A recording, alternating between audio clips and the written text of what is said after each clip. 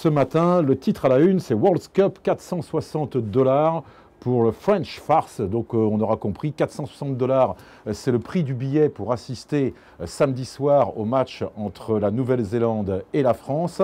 La farce, selon la presse néo-zélandaise, ça consiste à penser que l'équipe de France ne va pas jouer à fond ce match, ce qui lui permettrait de terminer deuxième de la poule A.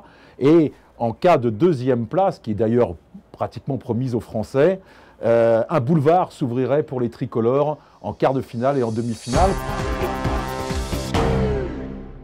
Alors bien évidemment, ça n'engage que les journalistes néo-zélandais. Nous sommes allés ce matin à la conférence de presse des Français. Je vous assure que les Français étaient quand même plutôt en colère. Ils ont considéré que ces allégations, ou en tout cas ces insinuations, étaient graves, qu'elles étaient gratuites, qu'elles étaient irrespectueuses pour les 22 joueurs français qui vont participer à cette rencontre.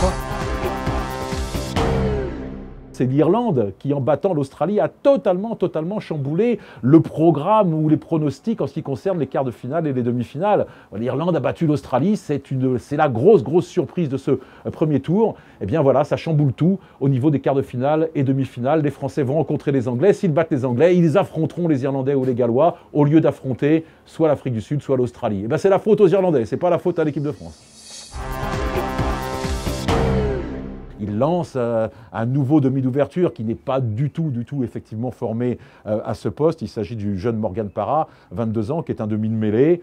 Mais hormis effectivement cette petite bizarrerie, l'équipe de France qui va s'aligner contre les Blacks est véritablement, selon moi, la meilleure possible. Thierry Dussautoir, le capitaine, fait son entrée. Lionel Nallet, qui est considéré en deuxième ligne comme une véritable poutre maîtresse, est bien évidemment présent. Aurélien Rougerie est au centre et Vincent Clerc, qui est le meilleur marqueur français depuis cette Coupe du Monde, sera sur le terrain. Donc je ne vois pas en quoi cette équipe de France qui va affronter les All Blacks peut être qualifiée d'équipe B ou d'équipe B.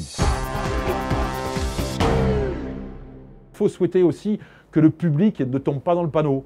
Parce que si effectivement, samedi soir à l'Eden Park, sur 60 000 spectateurs, disons qu'il y aura 7 à 8 000 Français, il y en a 52 000 qui tombent dans le panneau et qui se mettent à huer, à conspuer l'équipe de France, avec le haka, dans le contexte, face aux All Blacks, pour un match de Coupe du Monde, même s'il n'est pas qualificatif pour les quarts de finale a priori, ça fait quand même un cahier des charges plutôt indigeste pour l'équipe de France.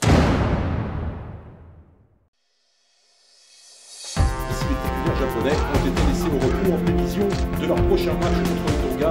Il nous dirait pour autant qu'il ne gagne pas tout le temps. Il a fait cet aveu après ce soir. Le souffle du dos, il a été jugé inapte. Même chose pour